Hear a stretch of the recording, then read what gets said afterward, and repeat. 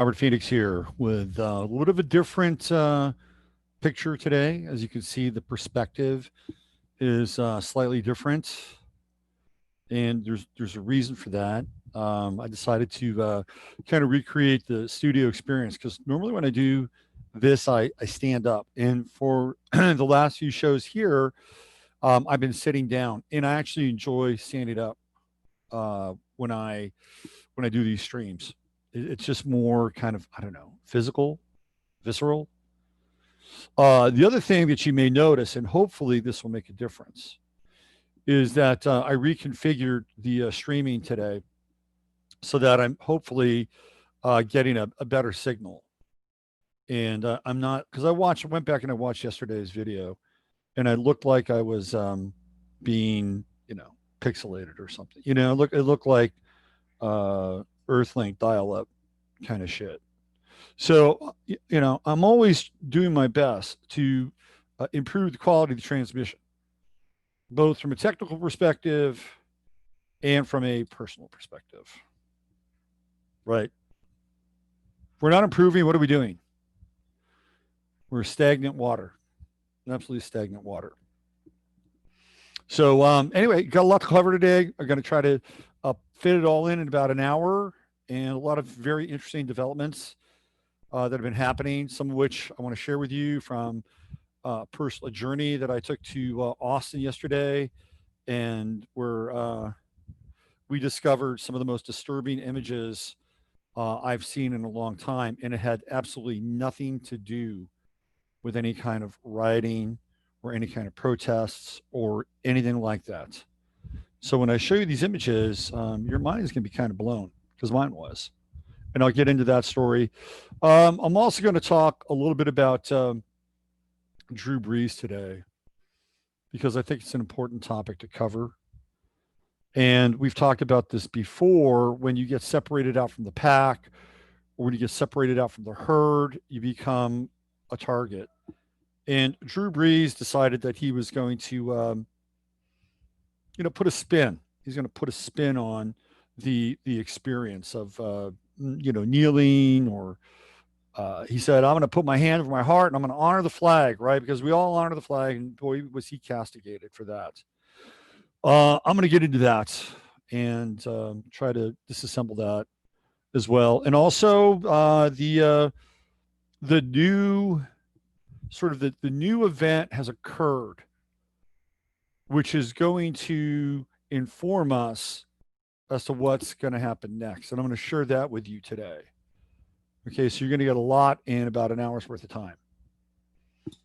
Okay, so let me get into my good friends, the dogs in Chatlandia. See where we are. I got to go redo this, hit this. Let's see what we got. Hold on one second here. I just want to get present in Chatlandia. Hit that like button, by the way. It's a good thing to do. Gets the algorithms up. Let's see. Okay, here we go. We got FUP77. Hello, hello, hello to you, FUP77. You guys, please let me know how you what you think of the signal today. If it's good. There's Justice. There's Judy. There's Jennifer. Good morning, Beverly Wise. Hello, Beverly Wise. How are you? Let's see. We've got my man Steve Mercer. Hi, Steve. Uncle Glenn. Natalie Folks in the house. Ani Brito, the wench with the wrench. Good morning, Ani. Joe Mama. Nice to see you, Joe. Charles Mazak. I watched The Amazing Polly last night. Good video. I have a few words to say about that. Steve, again, Michael, DJ MC, good to see you. Stephen Kristenhouse, the lovely Jonas, Frank Bry, Amanda Pomander, Mimi, what's happening, Mimi? Zero Hedge. Stream looks great. Strong signal, very good. It's kind of fractalizing for me, but at this point, I really don't care. I mistakenly thought JW was joining the show today. Jay and I are doing a record later today. Okay. Finca Feliz has a new person. I have a new person listening to you. Oh, good. Uncle Glenn says, signal good here. Hi, Uncle Glenn. Good to see you. All right. So we're looking pretty good signal-wise. You guys are in the affirmative. Good, good, good, good, good. Looks like the troll showed up yesterday. Be on the alert. Be on the lookout for the trolls. Watch out for them trolls. All right, so I don't want to waste a lot of time. I've got a lot of time to do the preamble today. Let's just get right into things. A lot to talk about, obviously. So let's do the little invocation here. Dear blessed and holy Father, Mother God of the great central Sun, with the universal light, which is light of Sananda, Yeshua, Emmanuel, we ask that only the highest and best information come through this transmission, this stream, and that we are blessed, really, to have the courage and the faith and the heart and the intellect and the spirits and the connection to the higher mind, the divine mind, the higher self through this time. And we ask that any karmic residue be cleansed, purified, cleared away so that none of us may be involved in any attachments that would keep us from operating from our most sovereign state of being. So be it. Okay, so let's get into it. Things are moving really, really fast right now. And let me start off with so yesterday we went to Fry's because I wanted to get a printer. I needed to get a printer, and I didn't want to buy anything from Amazon. It's like I don't want to support Amazon unless there's something I have to get and I just can't get anywhere else. I'm just not going to support Amazon. I also don't want to support Walmart. Again, unless there's something I can't get anywhere else. Like those are the last resorts. And I got a Walmart here in town. It would have been really, really easy for me to just go drive into town and get a printer. I just wanted to get a black and white printer. So I decided to go to fries.com. And I found a black and white printer, a good price, monochromatic, as they say.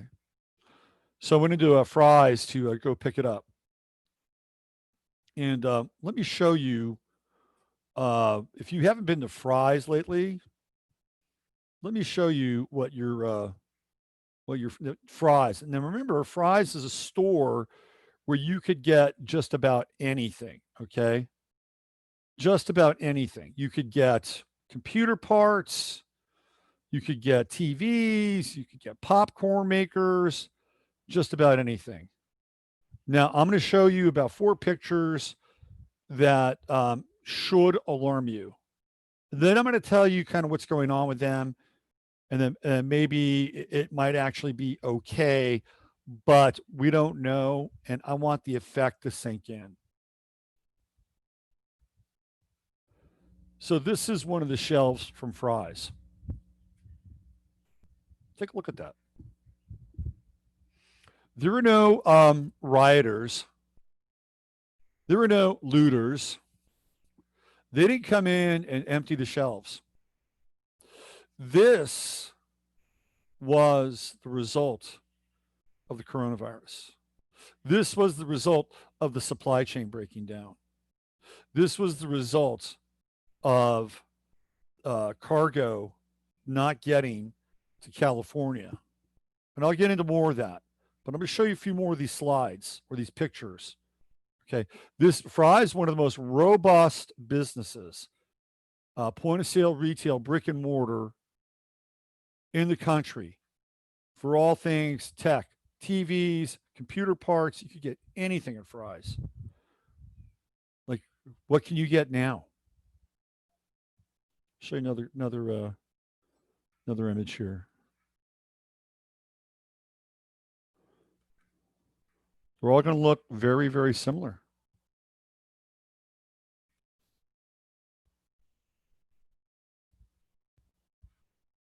Look at that. Look at that. Normally, when I would go to Fry's, the place would be buzzing. You know, you'd have TVs on. You would turn around, you'd bump into somebody with a red polo shirt because that's their thing, right? They wear the red polo shirt, white fries. You turn around, you bump into them. I had to search high and low for an employee yesterday. I think the shoppers, which could not have been more than a dozen, outnumbered the employees. Wrap your head around that. Let me give you another little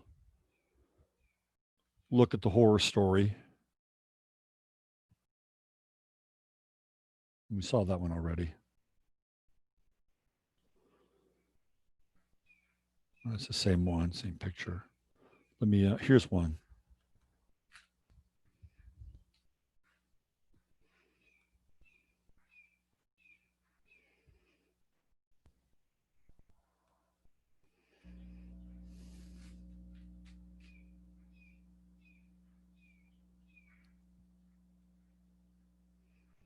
I'm not saying anything because I just want that to sink in for a moment.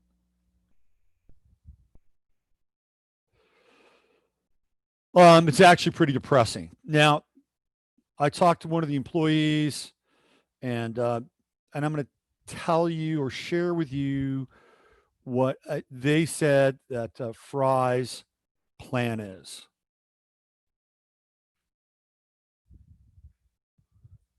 Okay, here's another one. Did I do this one already? If not, I'll just do it again because they're pretty much all no, they're all pretty much all the fucking same.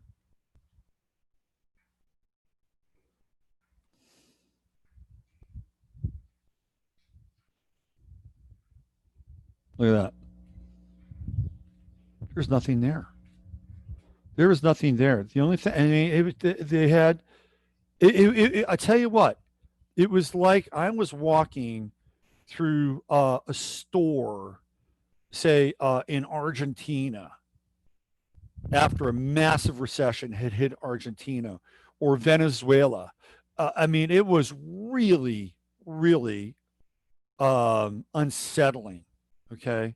This was very unsettling. It was a ghost town, an absolute ghost town. And Fry's is a family business, by the way. At least the component side, the the retail side or the market side is actually apparently owned by Kroger's, and Kroger's has its fingers in a lot of different supermarket businesses. But the tech stores are different. They're different. They have it was started by so Fry's was a supermarket, and they were not doing well in the supermarket business. They were competing with Safeway and a number of other stores, Lucky's, on the West Coast because they're West Coast and Arizona based, and so they decided the sons decided to convince the father to branch out and get into a tech store or the tech business. And their first store that they opened is the infamous Fry's in San Jose. So this was a major hub for Silicon Valley, and this been around a very long time. This goes, I mean, that Fry's goes back to the late '80s and early '90s, where people were building computers and doing all the things that they did, the geeks did back in the day, and Fry's supplied them with all the hardware they needed and then some. And if you've ever been into that Fry's, it's like an Egyptian temple, and all these Fry's have different kind of themes based on the cities. And the theme here in Austin is music. It's the outside of Fry's looks like a giant piano. Of course, Austin's a music city. What's interesting about the San Jose store is the Egyptian theme. Then, of course, I talked about the Rosicrucian Museum located in San Jose, California. So there's a reason why they went after that Egyptian motif. When you walked into that Fry's, it was like you were walking straight into a pyramid. So the brothers knew a little bit about occult symbolism, obviously. Now, I did talk to an employee, and the employee said that they're reorganizing and that they were not able to get any of their products from California, meaning that the shipping containers coming in from China were, for whatever reason, they either weren't showing up or the California stores were, kind of poaching all the products first, right? So what happened now is Fry's completely reorged everything, and now they're going to be dealing with different vendors, and they're going to go on a consignment model, and they're going to be going with 30, 60, 90-day payments. And they're getting very different kinds of products than they were before. I don't know. Maybe it'll be better for them. Maybe it'll make them more nimble. They're going to start to rehire some of their people. That store was decimated. It was decimated. And we'll see what happens.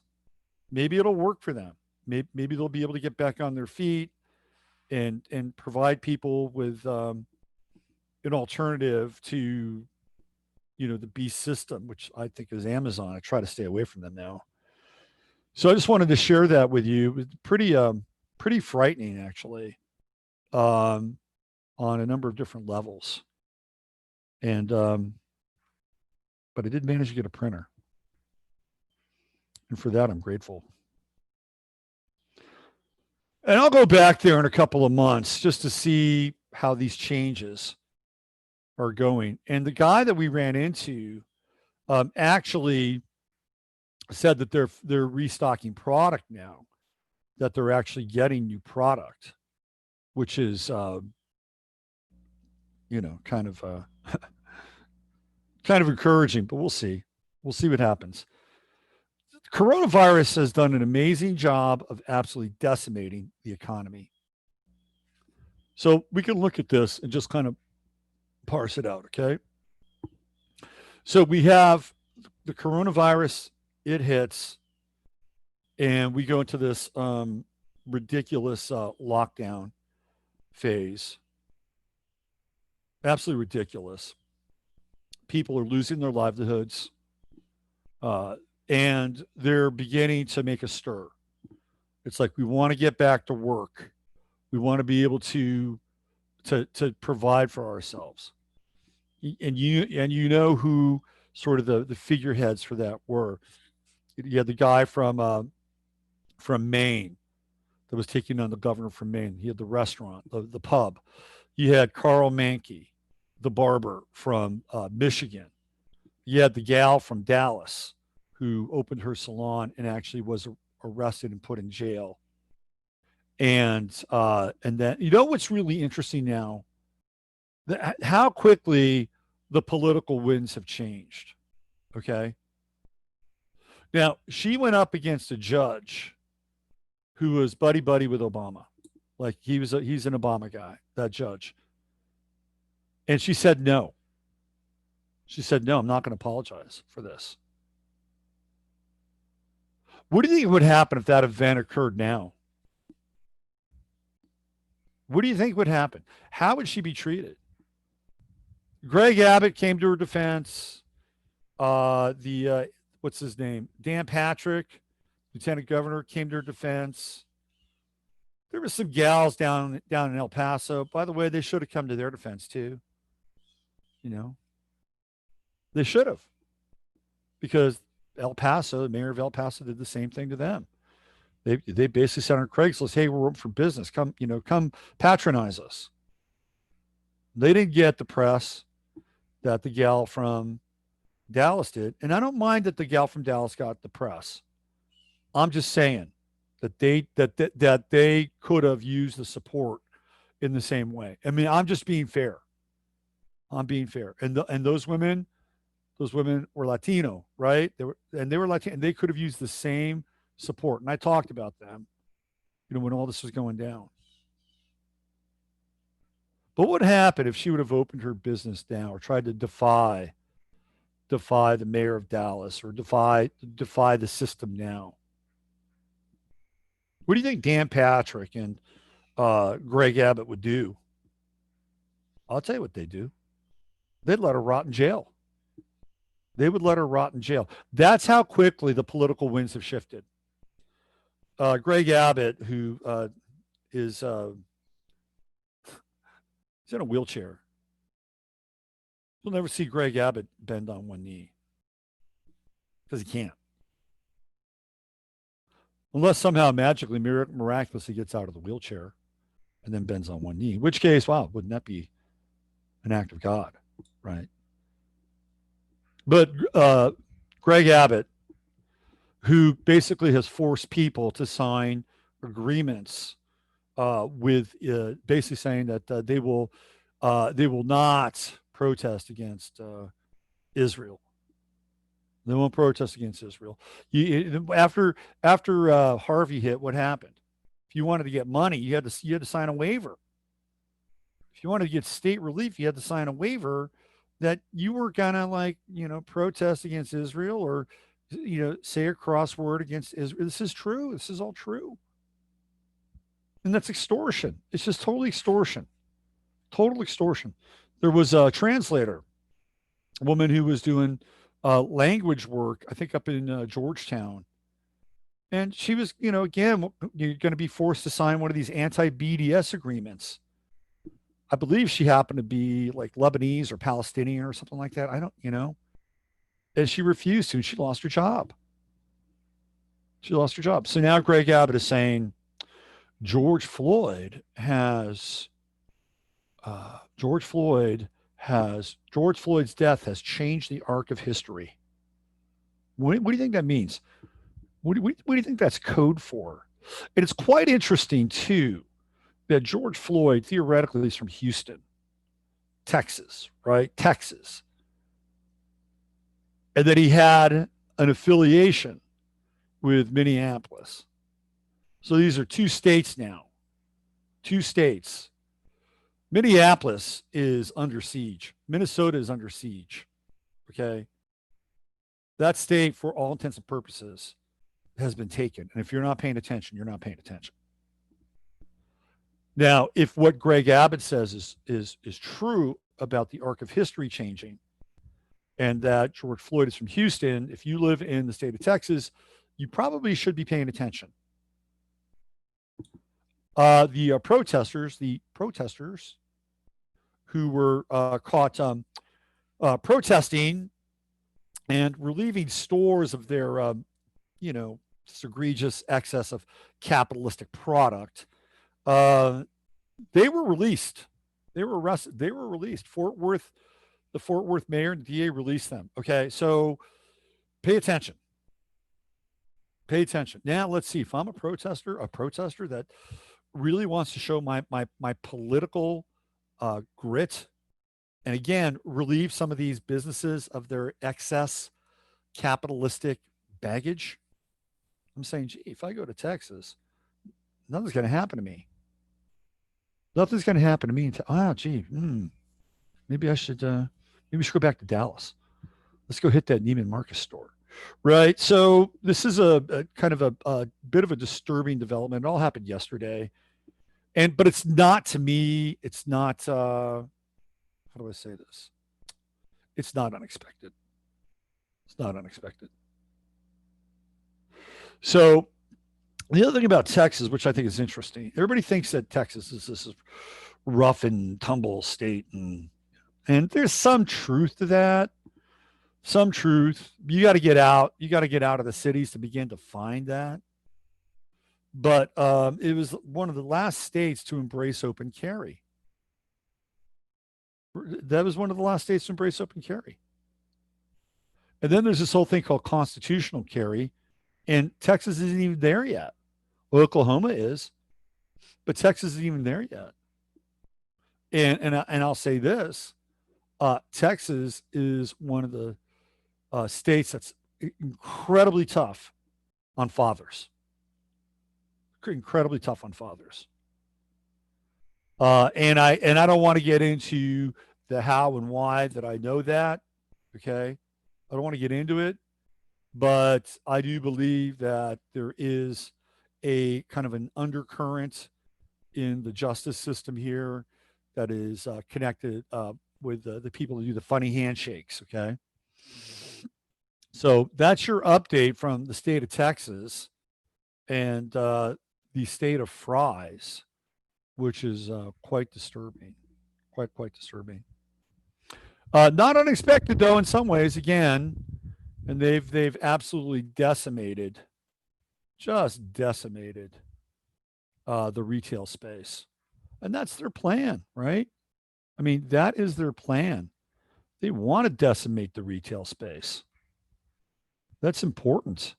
And so the coronavirus did it, and then the rioters and the looters and the political activists did it. It's all about decimation. They don't want individual ownership. Not in the least.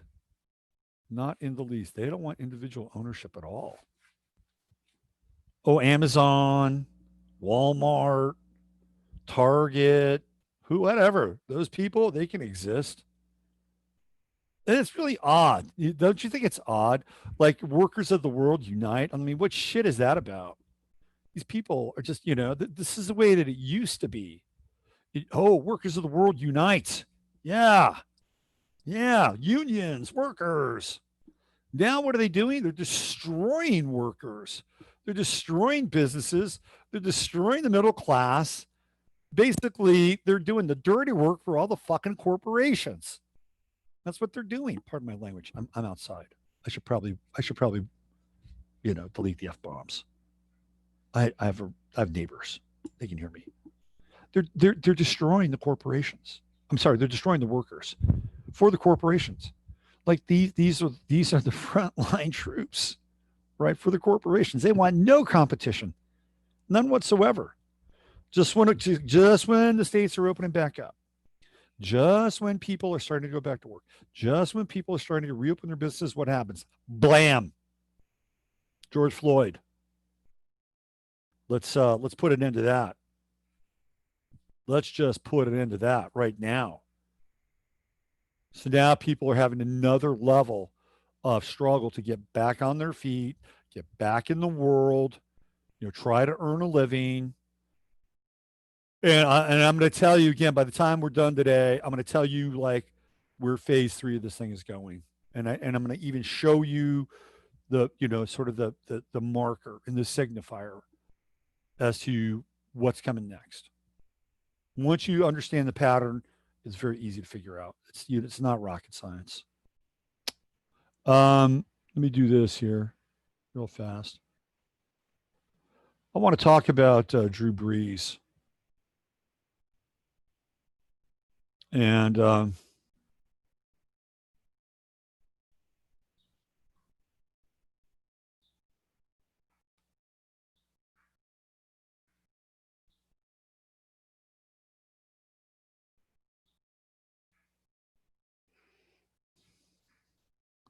so this is from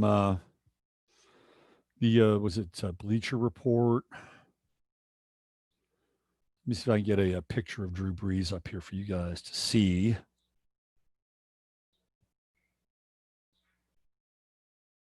I guess we're not going to get a picture. All right.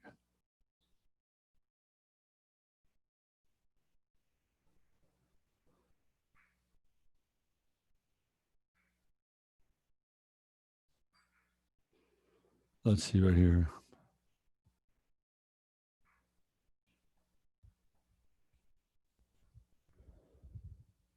So Drew Brees, let me see if I can get the picture here. There he is. Easy breezy. All right, let's get into Drew Brees a little bit here.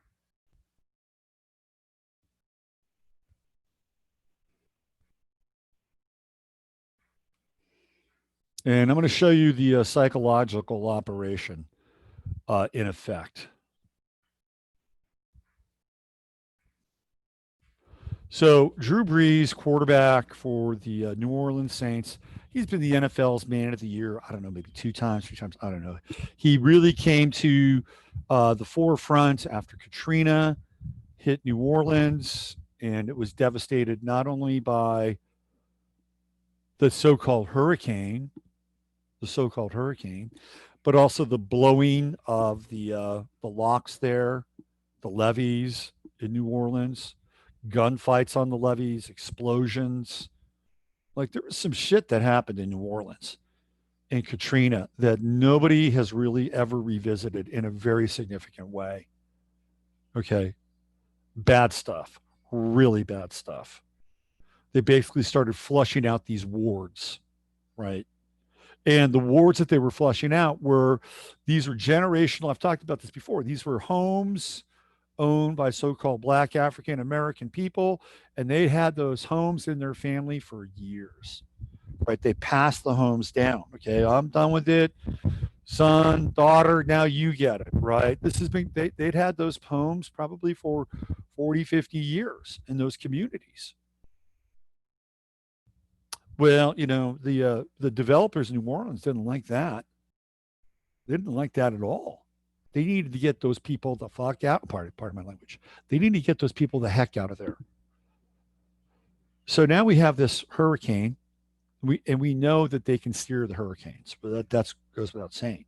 Hurricane comes in and it drops a lot of water and does some damage. But really, what happens is that they blow the levees. And Spike Lee's going to show up in this story. He did a documentary on Katrina, and he kind of covered it just a little bit. He opened that door just a little bit, and then he kind of diverted and went in another direction. That was the real story, right? Because then they blew the levees and they started flushing out those neighborhoods. And then where did those people have to go? They had to be rescued, airlifted, and a lot of them went to the Superdome. And the Superdome was a horror story, an absolute horror story. They just basically what would happen in the Superdome, and I talked about this before, they would have like the National Guard or whoever, they'd go there at the beginning of the day and they would drop stuff off. They drop off water, they drop off sea rations, whatever. And then they would leave. And it became an absolutely gruesome horror show inside the Superdome. There were deaths, people getting high, drunk, wasted, falling down from the third level. There were actual homicides inside the Superdome. There were rapes inside the Superdome. It was a really bad scene. Really bad scene. Terrible. A lot of those people wound up leaving New Orleans, moved to Houston, other places. They got set up in all the temporary housing stuff, which of course was toxic. These poor people, man. First, they get their neighborhoods blown up, right? Then they have to go into basically a modern day version of a concentration camp inside the Superdome, and then they move them out to these new homes that they're building for them that are completely and utterly toxic. I mean, this is the horror story. You want to get into the grit and the grime of the American story and where it fails. Go look at Katrina. Right? Go look at Katrina. You want to point a finger because we're really a culture now that loves it just to point that finger. Point that finger. You're the problem. You're the problem. You're the problem. I'm not the problem. I'm fine. I'm virtuous. Right? I'm morally virtuous. I'm not the problem. Well, that's kind of changed now, isn't it? In some level. Oh, yeah, you are the problem. You better look in the mirror because you are the problem. But we're not the problem. Oh, no, we're not the problem at all. You're the problem. Right?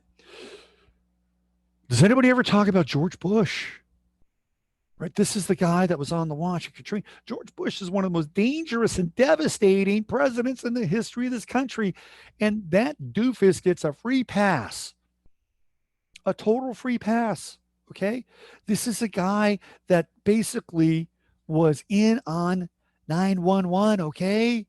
He was in on it. Cheney, Rumsfeld, they were all in on it. The neocons all in on it.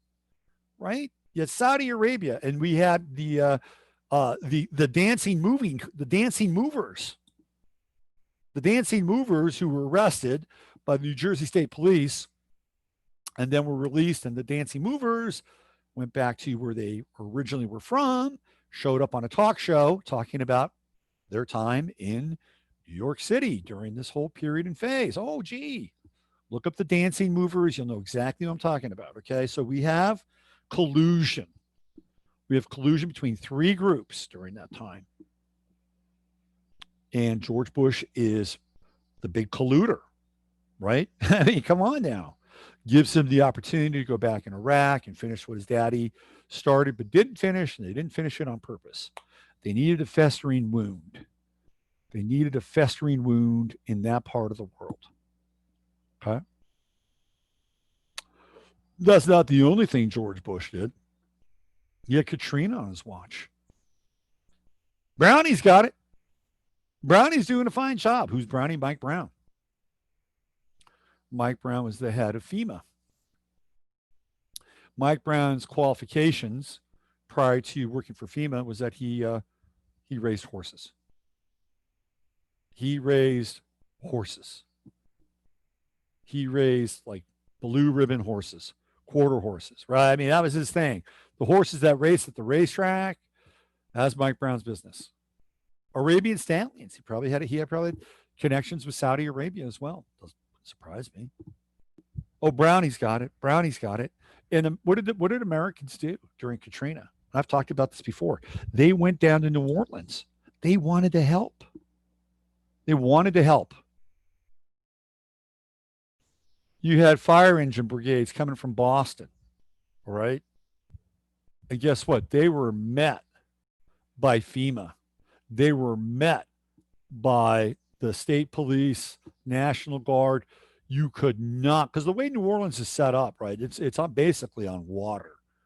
So you've got to go across these, major bridges or spans to get into the city. They were not letting them in. Like, sorry, you're not coming in. You had all these people going down there to help. The federal government sat there with their arms crossed. Get out of here. We got this covered, right? And the reason why is they didn't want people to know what was really going on there. They did not want to know what was going on. And as soon as all this stuff started to, well, even before then, by the way, you can look this up. I believe his name is Judah Benjamin. And he was a developer in the New Orleans area. And he started to buy a property before Katrina hit. Gee, I wonder why. I wonder why he did that. Do you think he might have known something? Do you think somebody might have given him a tip? Say, listen, you go get this property because it's going to be valuable. Once we get these people out of here, just start buying as much as you can. And and guess what didn't get hit? French Quarter didn't get hit. Like Katrina did not affect the French Quarter. Like the areas of New Orleans that were all about business, right? All about the tourist trade, nobody touched that. But Katrina didn't touch that at all. It was just unfortunately, it was the poor areas in New Orleans, right? And those people got totally screwed. And very few people talk about it. And Spike Lee, did a little dance around on it. But Drew Brees came to, he said, okay, let me help. Let me help out the city. I got some money. I'll do this. I'll do that. He's been very active in helping the people of New Orleans. Okay. Man of the year a couple times. So what does Drew Brees do? He says, I'm going to put my hand on my heart. I'm going to show respect for America. I'm not going to kneel. The kneeling, he didn't say that, but he just said, hey, look, this is what I want to do. This is how and Drew Brees got the heat. He got the heat. Now, keep in mind now, and I talked about this before. When I lived in Oakland, I used to go to this place. I'll tell the story again, called Uhuru House. And the Uhuru House was a front for the Communist Party in Oakland.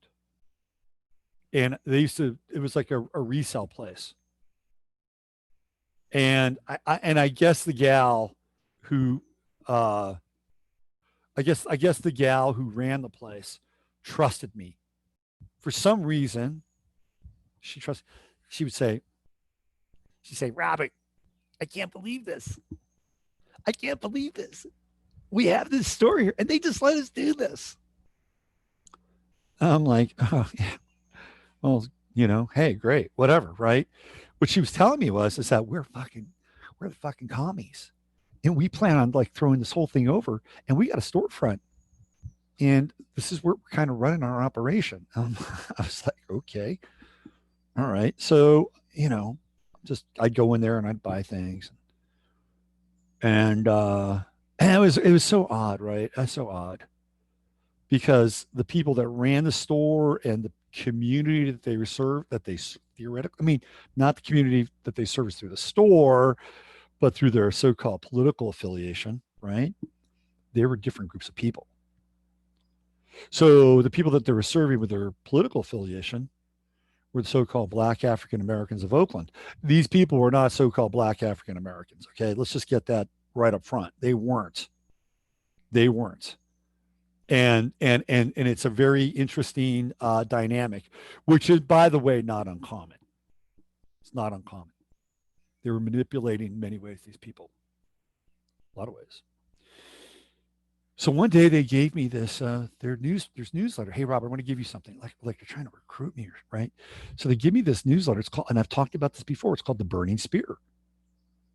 And I'm starting to read this thing, and I'm like, I was horrified because there were a couple people that apparently stepped outside party lines, and man, every other page was about them and about how they were disloyal to the movement and all this stuff. I'm like, wow, man, this is heavy stuff. It's the psychology of shaming. And this is exactly what's happened to Drew Brees. Same tactic. He began to get shamed. He got shamed by his players on his team. He got shamed by all these people, right? All these people. Most of them being so-called black or African American, right? Because hey, this is they, at this moment in time, their cause, right? They're gonna take the ball in football parlance and they're gonna run with it. Okay. And Drew Brees became the object of their scorn, their criticism, became the object of their objectification, right? Basically saying, okay, we got him now. We peeled somebody out. And look, some of them are not that strategic. Some of them are just like, hey, listen, man, you don't get it. Right? You don't get it. You don't get it. Well, he got it now. He got it now. So here's what happens, right? So Drew Brees comes out, says something, doesn't say the right things, has to apologize once, twice, three times. His wife apologizes. His wife now says, oh, this has been a great learning experience for us and our family. And now Drew Brees, kind of turns on Trump. So what happens? Spike Lee praised Saints Drew Brees for response to Donald Trump. Okay, so there's the reward. There's the reward. And this is the guy that did the documentary on Katrina, but didn't really go far enough. Right? Because if, I tell you what, if Spike Lee went far enough, he would never have made another film again. Never. Period. End of story. So here we have Drew Brees. This is a social experiment for everybody to see and witness.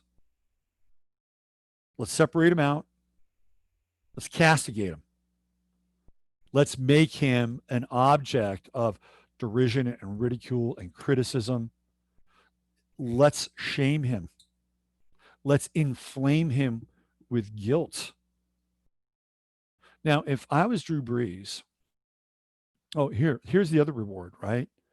Now, Michael Thomas, who is a wide receiver for the New Orleans Saints, was very harsh, very critical.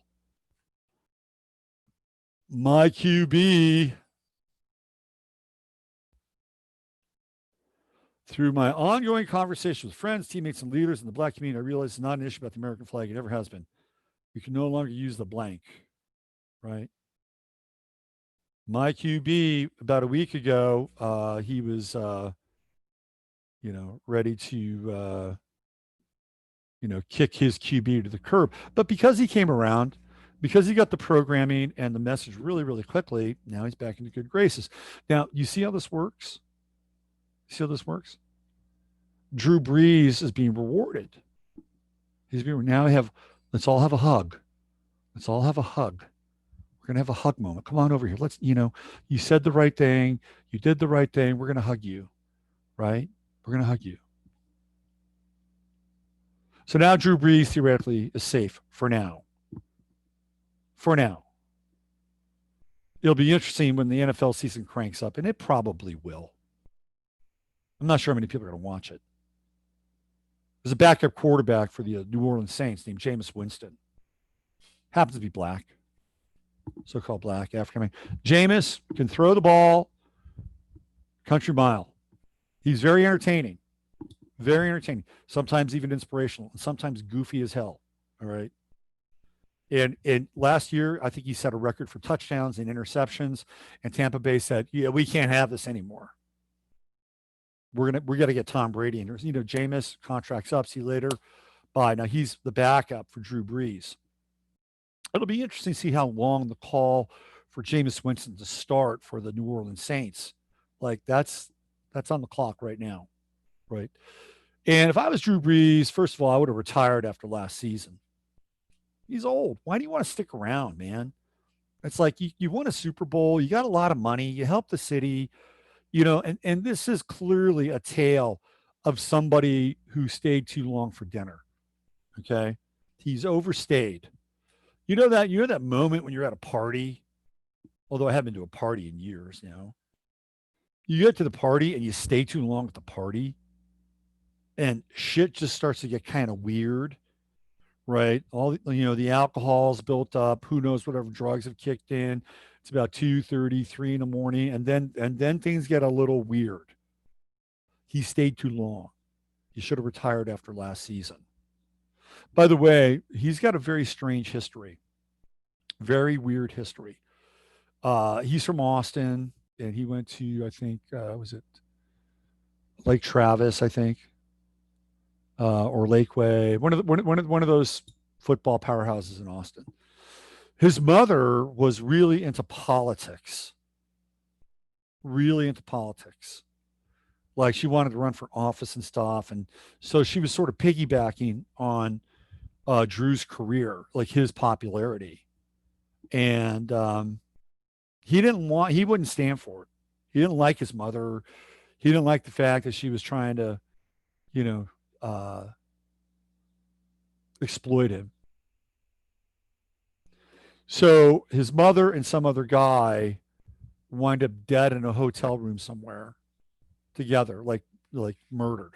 Okay, I that's as far as that cul-de-sac takes me. But you can look it up. Here, we can do it right now. Shit. This is part of the high strange around Drew Brees. Watch this.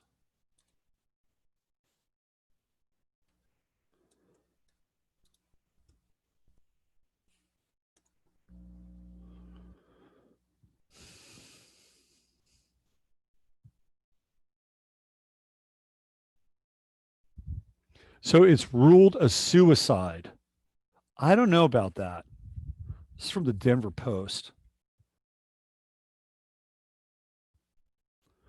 Where else are you guys going to get this kind of information?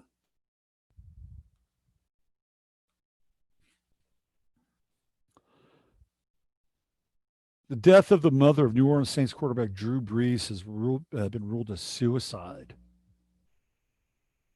Mina Brees, an attorney from Austin, Texas, died August 7th while visiting Colorado. Grand County Coroner Brenda Baugh concluded this week that the 59-year-old Brees died of a prescription drug overdose and ruled the death a suicide. Oh, get out of here. I hate that. Hold on. Get away. Get away. I don't need you. I can go somewhere else. Here, let's go. Right there. Same story. Newsday. This is in 2009.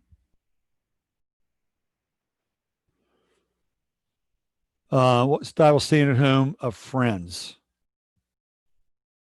She allegedly sent letters to some restaurants in Austin stating that they had lost their rights to use their names to a company she represented, Chick Sports, but they could win the rights back by paying up to 25,000. She was also the president of Chick Sports. Relations between I don't want this. Thank you very much. Restrained at times. The quarterback asked her to stop using his picture in TV commercials. Mina Breeze said she did not anticipate upsetting her son and sent out replacement commercials, omitting mentioning her. I think there was somebody else involved with this. At the time, Drew Brees called his relationship with his mother non-existent, saying it crumbled 6 years earlier when he refused to hire her as his agent. So there's some strange stuff going on here. I apologize. It was not a hotel. Apparently, it was in the home of friends, Granby, Colorado, prescription drug overdose. It took longer than 3 months for autopsy results to be released. And yet, Michael Baden, who is George Floyd's coroner, have released those results in what, like 3 days, 4 days. Michael Baden was the guy who was the coroner for JFK, RFK, Malcolm X, and Jeffrey Epstein. You think maybe the company fix is in? And how old is this dude anyway? Is he like 85, 90 years old? I mean, how old was he? Like JFK died in 1963. Let's just say that he was 30 years old in 1963. So the guy being, if it's still the same guy, we don't know. We really don't know. How would we know? So Drew Brees hung out to dry and decided that he was going to conform to the new party policy. And this is really the re-education that's going on, right? So the entire country now has been turned into one, and not just the country, the world has been turned into one giant re-education camp. That's what's happening. If you haven't noticed it, you're not paying attention. The programming is everywhere, and if you're not adhering to the programming, you'll be outed or slighted or shamed or whatever, right? I mean, this is how the game works. We were watching Tucker Carlson last night, and there was a guy who plays for the LA Galaxy. He's Serbian, and his wife put something on Twitter talking about sort of the rioters. She was talking about the rioters in LA. Okay, and she wrote it in Serbian. Somebody actually went into her Twitter feed, saw that, pulled it out, translated it, and then took it to the GM of the LA Galaxy. The GM of the LA Galaxy made this player, number one, apologize. Number two, denounce his wife. Number three, right? Know what he does after that? He releases him. He cuts him. Even after he did all that, he cut him. So the guy basically made an apology, denounced his wife's actions. His wife's actions, okay? Denounced them. And then they said, hit the streets. Don't let the door hit you on the way out. You see, this is really important to understand because in the Soviet style, Sino style culture of admitting that you were a traitor to the state and denouncing your own relatives or denouncing your own whatever, right? There's no redemption in doing that. Drew Brees got lucky.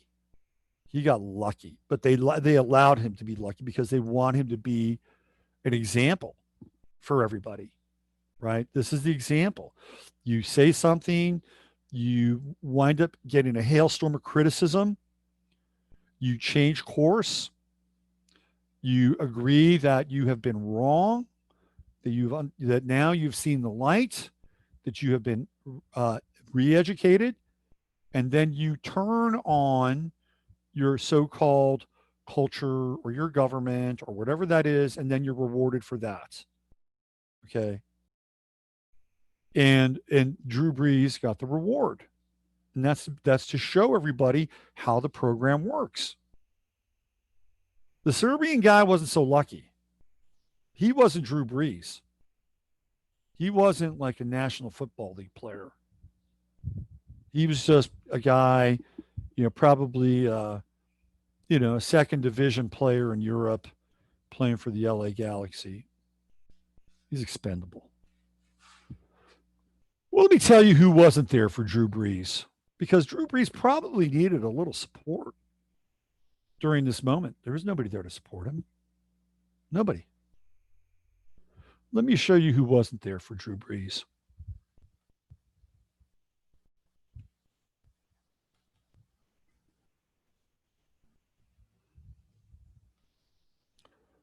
You know who wasn't there for Drew Brees? This guy. He wasn't there for Drew Brees. Oh, he decided to sit this one out. Yep, Tom Brady. He said, hold on. Let me drink my avocado milkshake. Tom Brady, Captain America. Where was he? MIA. Missing in action. He's not going to go wander into that crossfire. Nope. Oh, he's got more to prove. He's got to go get another Super Bowl. He's got to show the world. that without Bill Belichick, oh, he's a good player and he's going to play forever, Tom versus time, and all this other horse shit. Useless. Sorry, you're useless. You know who else wasn't there for Drew Brees? Let me show you.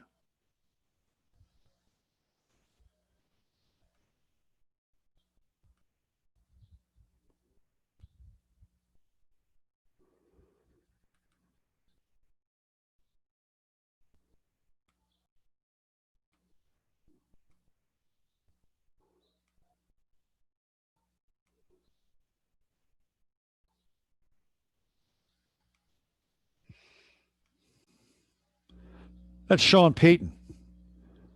That's Drew Brees' coach.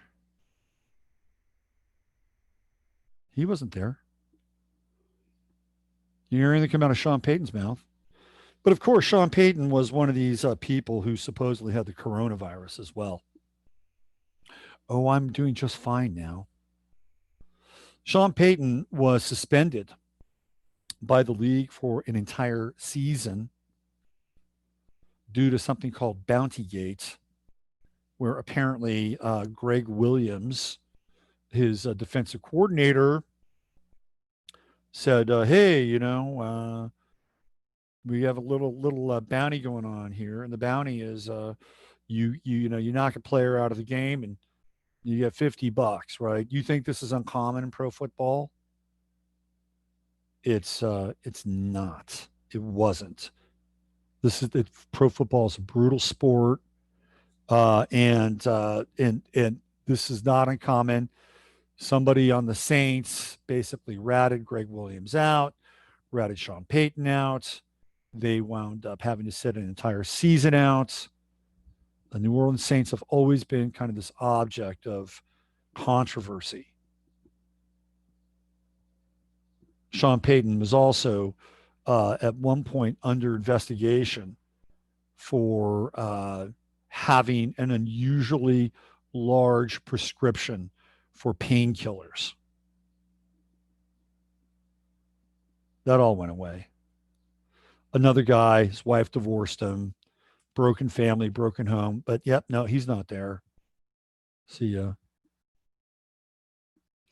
You know who else didn't come to the aid of Drew Brees?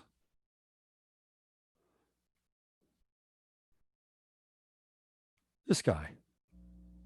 Oh, Mr. Big Tough Bill Belichick, Mr. Coach of the Patriots, Mr. I don't have any time to answer questions from the press, Mr. I went to the Army. I went through West Point. My father coached an Army. I'm friends with Bobby Knight, Mr. Tough Guy. Yeah, where's he? Where's he? Here's another guy that stayed too long. Another guy that stayed too long in a sport that basically is pretty much over with, as far as I'm concerned. But no, there's no support there. He's going to keep his mouth shut. Of course, he works for Bob Kraft, and Bob Kraft was busted in that little rub and tug joint down in Florida. Never had to do any time for it. Never had to go to trial for it. So it's a place where they're doing trafficking. It's a place where they're bringing girls over from China, and they're basically forcing them into the rub and tug business. Okay.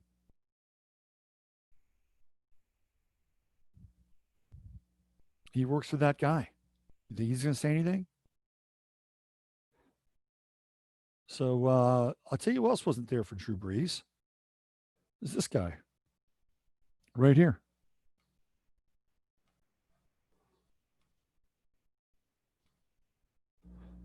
That's Jerry Jones. Jerry Jones is the owner of America's team.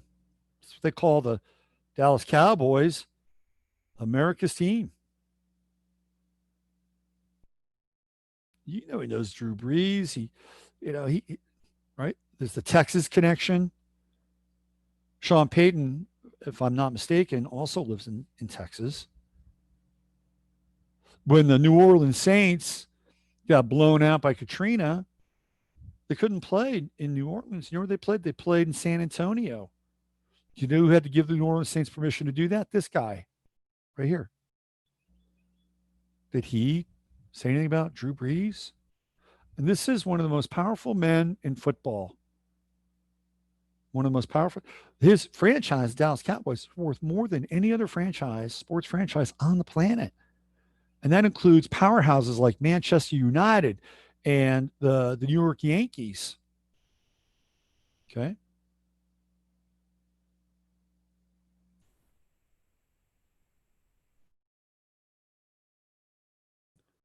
I'll tell you another guy who wasn't there for Drew Brees.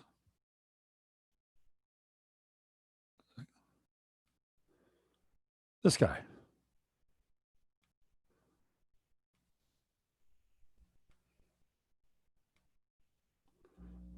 It's John Elway. John Elway. I think that's Drew Lock, who's the new quarterback for the Broncos. I think that's not Elway. That is John Elway. This is John Elway. He wasn't there either. In fact, oh no, he's banging the drum for the new programming. John Elway's a Mason, by the way, and he was really big in the see something, say something program. Drafted by DHS. He's a company boy all the way through and through. One night I was drinking at Jack Allen's back in the day when I was drinking, and I was at the bar with a guy who was buddies with Elway. He told me all about him. He talked about him in very glowing terms, but how I actually uh, interpreted the information was very, very different. Oh yeah, he's just one. He's just one of the boys. He just likes to go out and golf and play cards and do this and do that, and he just loves to do all that. That's what he spends a lot of his time doing. His wife divorced him. You know why she divorced him? Because of that stupid shit. It's like he never grew up. These people are in a form of arrested development, and they're always searching for this glory, this stupid glory that they, somehow has that they've achieved, whether it's in high school or college or the pros. They're always trying to find that hit, right? That adrenalized hit, that serotonal hit, and they hang on way too long, way, way, way too long. And he wasn't there. Of course, he's not going to be there. He's taking orders from a whole other different group of people. And let me show you who was there for Drew Brees. It may surprise you a little bit.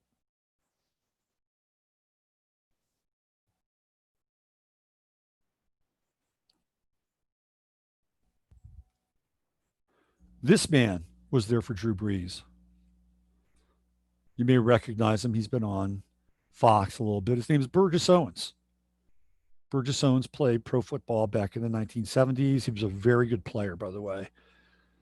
He played safety for the New York Jets and the Washington Redskins. And Burgess Owens is about as anti liberal as you'll find. This guy was there for Drew Brees. Okay? This guy. He said he laid it out, laid it all out. And he basically untangled the whole quote unquote liberal agenda. He was there for Drew Brees. But unfortunately now he's a Buck or he's a Tom or whatever. This is another way of castigating, shaming. We're in Chiron and Aries. This is a big shame period with Chiron and Aries, right? Aries is the individual. So when the individual stands out, Chiron hits and the individual is shamed. You will not be the individual. You got to go to the other side, the other sign, which is Libra, right? You've got to have that. The Venusian thing going on. He doesn't care. But he was there for Drew Brees. Do you think Drew Brees could have tweeted to him and said, Burgess Owens, I appreciate your support. Thank you. No way. No way. I'll tell you else who was there for Drew Brees. Again, it may surprise you.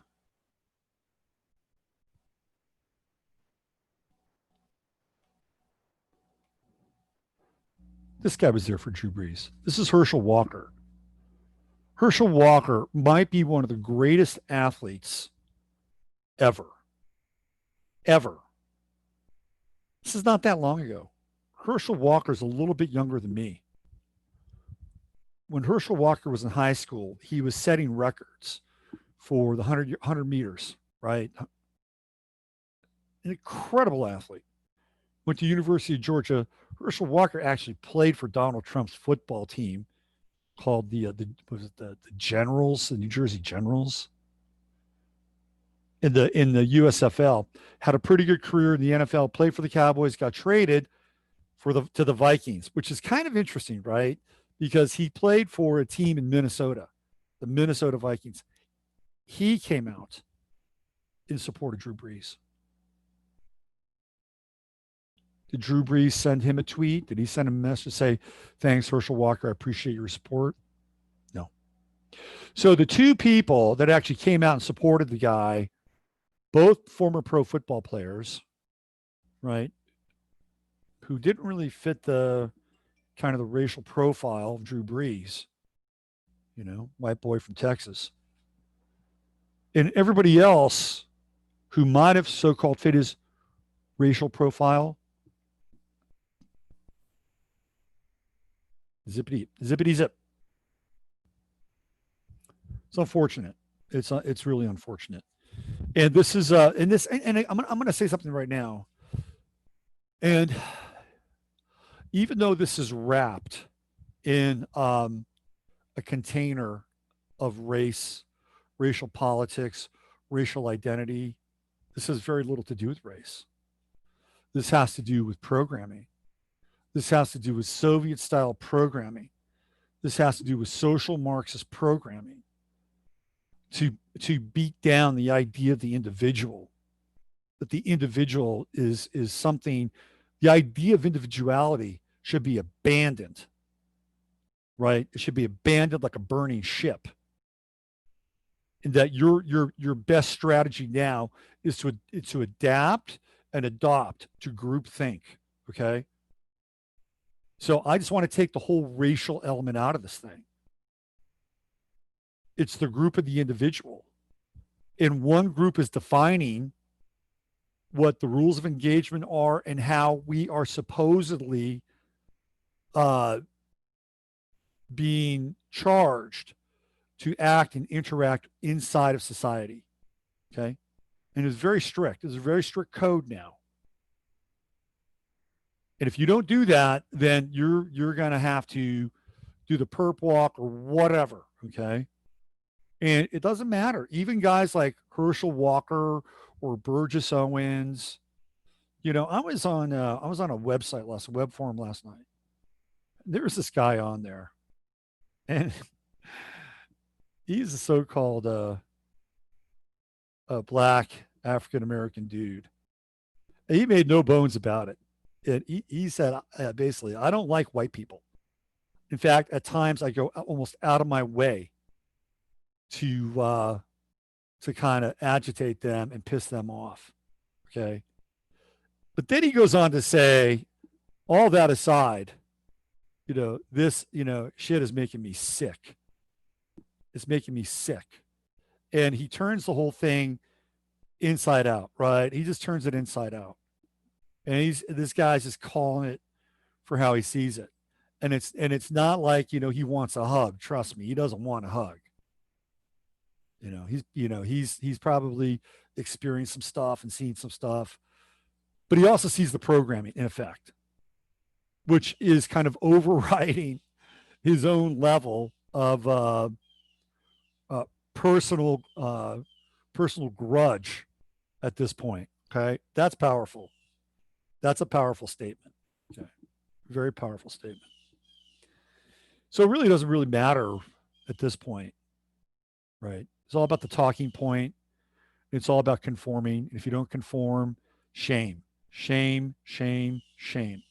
And so I thought about this, and I thought about, yesterday we talked about these reset moments in your own life and changing timelines and making choices based on different decisions. Okay. And one of the things I talked about is was trauma, and how trauma perpetuates the cycle of making bad decisions.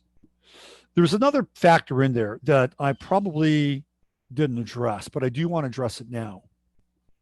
And it's related to trauma, but it is something that is a bit more specific. Okay. It's called shame and guilt. Right. These are the two unholy twins that in many ways drive people's consciousness. Shame and guilt, which are very different than conscience. Let's separate those out. So there are a lot of people walking around with shame and guilt in their lives, right? Unexamined, unresolved shame and guilt. You can't move forward unless you resolve your shame and your guilt for whatever. And some of the guilt may not even be yours. Some of the shame may not even be yours, but you may have attached it to it or whatever, right? So I was thinking about this, and I was thinking about people taking a knee and this whole taking a knee thing. And it popped into my head, right? That I think in a lot of these cases, what we're watching is we're watching people who have shame and guilt programs in their own lives for things that they've either done or witnessed or been a party to or haven't done, and they have nothing to do with race. Okay. Maybe some events do. I don't know. I can't speak for everybody. But I think this is what's going on in people right now and what they're trying to do, right? So okay, I'm going to use a little example here. It has to do with liars. So somebody who is lying, right? And let's say they're in a really big lie. They will cop to a little lie, a lesser lie, so that they can somehow deal with the fact that, yes, they're lying and they're now telling the truth about a particular lie, but it's a lesser lie. And it's a cover up for a bigger lie. Right? This is how very, very sophisticated sociopaths deal with the whole lying crisis. And so the person who's there hears this, oh, okay, well, you're admitting to this kind of lesser truth, or you're admitting to this truth, which is really admitting to a lesser lie. And then the bigger lie still perpetuates, right? So the same thing goes on here, right? It goes on here with admitting to something, right? Oh, yeah, we're complicit, or we did this, or we did that. But what are they really admitting to? Maybe they're admitting or trying to be cleansed of something else, right? And this is their moment to somehow deal with these unresolved things in their lives. But here comes this public ritual that essentially gives them license to kind of clear the slate in some ways, right? I mean, I feel like some of this is going on in these people's lives. And maybe, just maybe, they're thinking, if I do this, and maybe there's not even conscious of it, but if they do this, then they'll be absolved and resolved of other things in their lives that they haven't been able to address or resolve. Okay. That's what I think. I think there's a lot of that going on. I think a lot of people are trying to find kind of a clearer, purer space in their lives to kind of come from.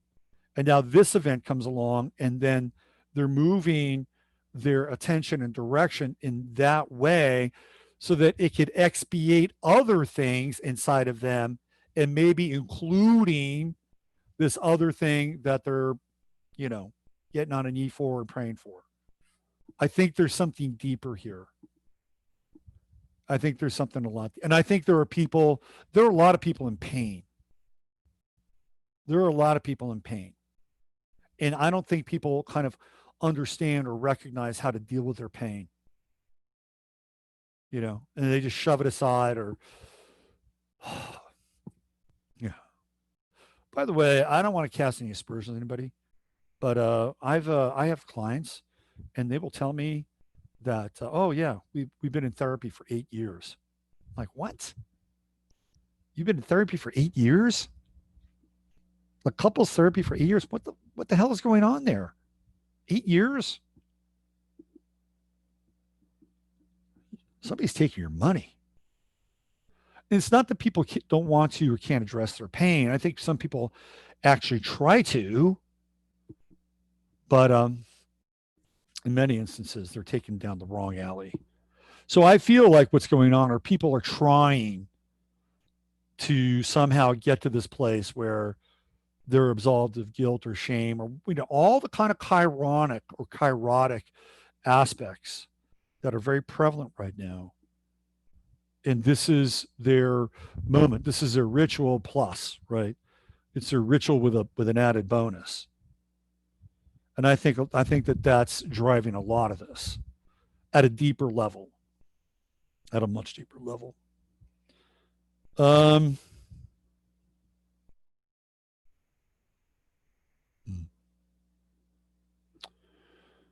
so I just wanted to talk. I'm going to go on to one other topic today. I'll check back in with you guys, and I just want to address. I go through the show sometimes, and I will watch and read the chat, and because I can't always do it in real time. But I was seeing that Sue was having a hard time yesterday, and I just want to say that I thought you guys in chat were really really good with her, um, and because these are difficult times we're in. These are really really difficult times, and there was a lot of support that was like headed in her direction. So you know, I just wanted to say that I saw that and really appreciate that. And Sue, I want to lend my support to you as well. And I'm going to say something, and hopefully you're either going to hear it live, or you're going to hear it after the fact. But I noticed that in your messaging that you were essentially saying that I'm a member of this group and this group and this group, or this affiliation, and this affiliation, and I really don't fit in. And I get it. Okay, a lot of us just don't fit in.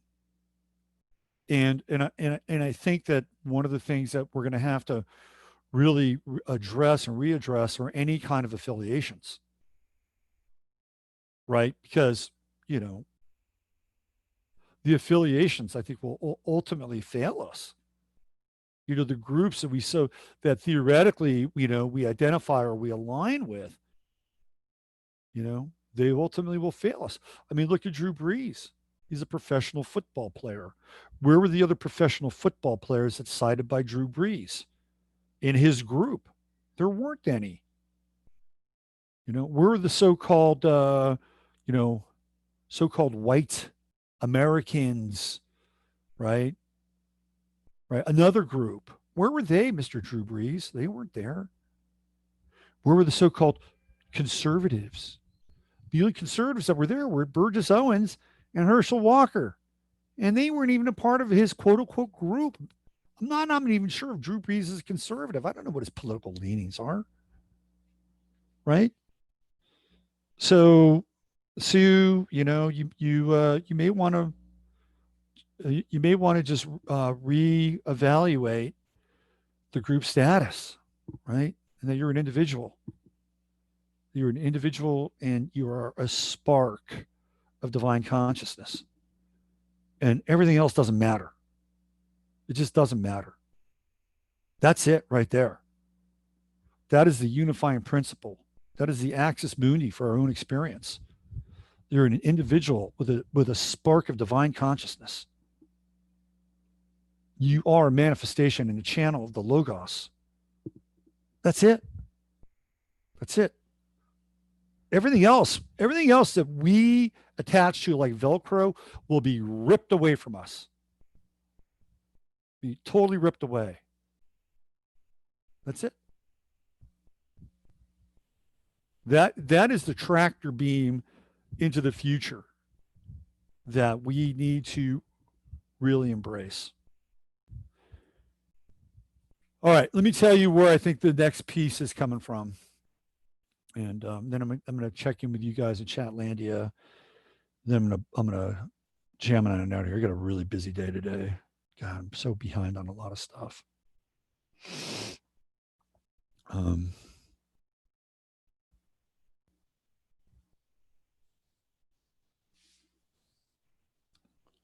Let me just read a few of these comments here. Cheers to Sue. We love Sue. Yeah, absolutely. A big part of 923 ritual. Some people enjoy their wallowing. It gives them something to identify with, sympathy, and also a talking point. Boy, do they like to talk about it sometimes. Absolutely. Absolutely. Genuflection, adoration as a shortcut to absolution. It doesn't matter anymore that I'm mutually abusive relationship because I knee. Yep, yep. Bruce Lee was a philosophy student at UW too in the 1960s. Yeah. Bruce Lee, Jimi Hendrix, Quincy Jones, all from the same neighborhood, right? Interesting. By the way, some of that stuff yesterday I was talking about with Daly City, that was really interesting. Very interesting that Mary's from Daly City and the kids that I hung out with were from Jefferson High School, right? Jefferson High School. Chaos Engagement says in 2017, when all the Saints kneeled before the game in London, I was finished with all of them forever. Yeah. Mm-hmm. Let's see. Christine Mo says I'm addicted to awake podcasts. What else do we have here? I'd love to meet other academics speaking out against all the BS. I have one colleague who's on my wavelength. Yeah. Did you hear about the guy in UCLA that he said so there was this guy in UCLA, and this is news, right? And this there was they were going to have finals, and a group of so-called African American black students didn't want to take the final, right? And they were taking advantage of the moment. Said we don't want to take the final. Well, just give us a pass or fail. And he said, no, you got to take the final like everything else, like everybody else. And guess what happened? He got suspended by UCLA. His life is under threat, and now he's under police protection. There you go. Sigurd Huntington says the halting of pro sports is precisely what has made this all possible. No social release valve equals higher stress. Yes, absolutely. All planned, all planned, all planned, all planned. The guy who can't close his mouth. What else do we have here? Um, Belichick. Oh, this is good. Cheryl's bringing some good information. Belichick went to Andover Phillips Academy Prep School too, an Illuminati prep school. Thanks for that. It's good, interesting information. And Emily chimes in and says UCLA is where all this divisive racial BS emanates from. Yeah. Mm-hmm. Anything else? Local biz owner, I know, let all the millennials go. Fired for Rona reasons, but actually doesn't want to deal with them and their issues. They're not easy to deal with, man. They're not easy to deal with. All right, let me get into sort of this next phase. I got to find the next phase. I'm going to get out of here. Um, oh, by the way, this is kind of interesting. I don't know if you guys saw this. I wasn't aware of this at all. Like this just came to my attention. So Donna Brazil is married to the mayor of Washington D.C. I had no idea. I thought she was married to somebody else. Wow. I mean, that was really interesting. I thought that was quite fascinating. I had no idea. No idea. Purple, purple, purple, purple. Doesn't purple sound like perp and people put together? Doesn't it sound like that? Purple. The Minnesota Vikings defense was known as the Purple People Eaters at one point in time. Let me get into this other piece here, and I'm going to show you what I think is next on the agenda. As we know, they leave clues. They leave clues everywhere.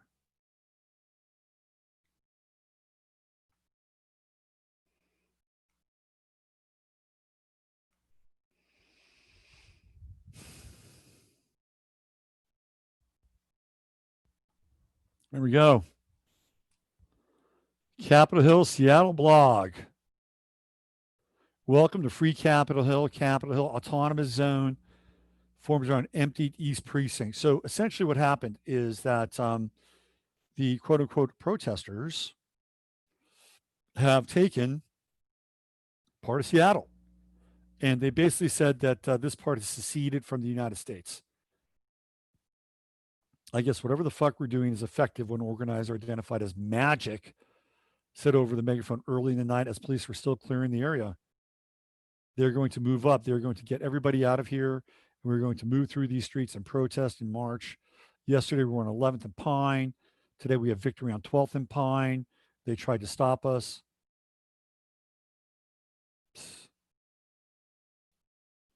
So here we go. Now we have the umbrella and it's purple. So the umbrella has now become a symbol, right? This is another symbol.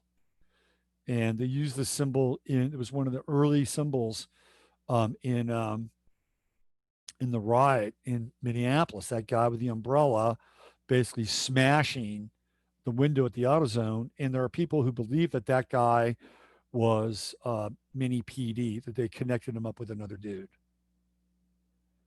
Okay, so now part of Seattle has been taken theoretically, and the mayor doesn't give a shit. You know, she wants it to happen. So why am I bringing this up? Well, it's because it's going to give us an insight into the next phase. So I believe that the insight now, who's in Seattle? Well, we know Microsoft is in Seattle. We know Amazon's in Seattle. Now, Bill Gates may not be in Seattle anymore. I think Bill Gates might have relocated to San Diego. That's what I've heard. But we know that theoretically that's where Bill Gates is from. So here's what I think we're going to head into with this next phase. The next phase will be a spike in coronavirus again, theoretically. Now, whether that's true or not, I don't know. Because I really don't feel like the coronavirus was really a threat to begin with. But it won't matter at that point, right? So then what we're going to be dealing with, I think, next is the next wave of this, which will be the contact tracers.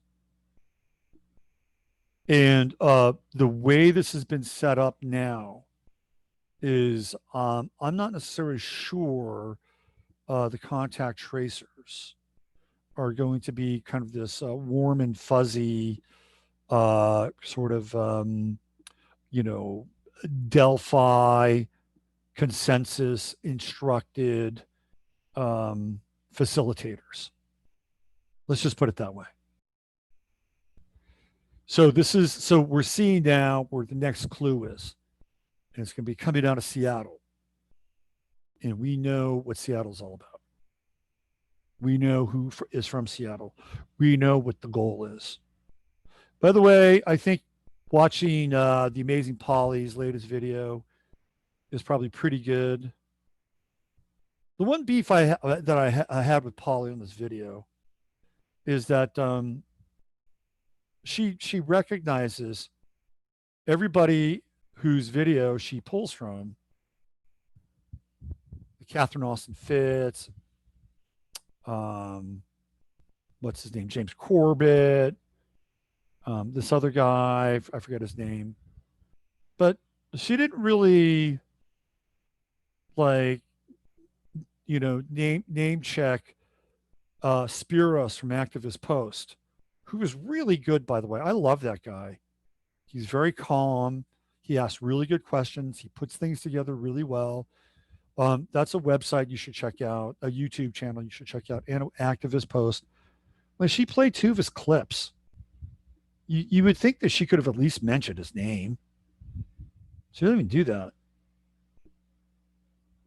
So I'm not sure why. I don't want to think that Polly is like hierarchical, that she only name checks like people, really well known people, you know? And there are people that do that. They only like will name check really well known people. If somebody maybe is,